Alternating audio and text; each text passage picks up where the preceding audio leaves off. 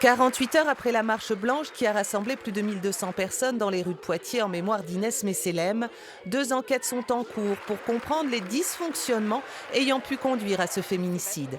Pour l'avocate de la famille, de nombreuses questions sont soulevées. Manifestement, ils sont passés à côté de la gravité des faits qu'elle dénonçait. Donc est-ce qu'ils n'ont pas suffisamment pris au sérieux sa parole? Est-ce qu'ils n'ont pas pris suffisamment au sérieux la dangerosité de la personnalité du mis en cause? Elle n'a pas minimisé les faits. Elle a manifesté sa peur, son angoisse, son inquiétude.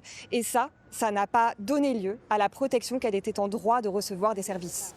Très impliqués localement pour soutenir et accompagner les femmes victimes de violences conjugales, les collectifs et associations veulent faire évoluer les procédures et demandent plus de rapidité et de coordination dans le traitement des dossiers.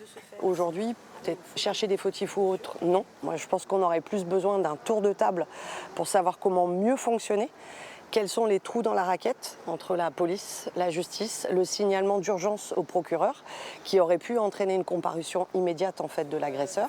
Pour la famille d'Inès, très soudée depuis le décès du père de famille en 2010, ce féminicide ne doit pas juste être un de plus, nulle soif de vengeance, mais un souhait, celui de prendre en compte la parole des femmes violentées. Il y a trop de féminicides en France aujourd'hui, c'est pas normal. Et on aimerait en fait que ce qui s'est passé à ma fille, ça puisse faire évoluer les choses et qu'à l'avenir, ça ne se reproduise plus. Dans l'attente des résultats des enquêtes, tous s'impatientent également de voir l'auteur présumé de ce féminicide enfin interpellé.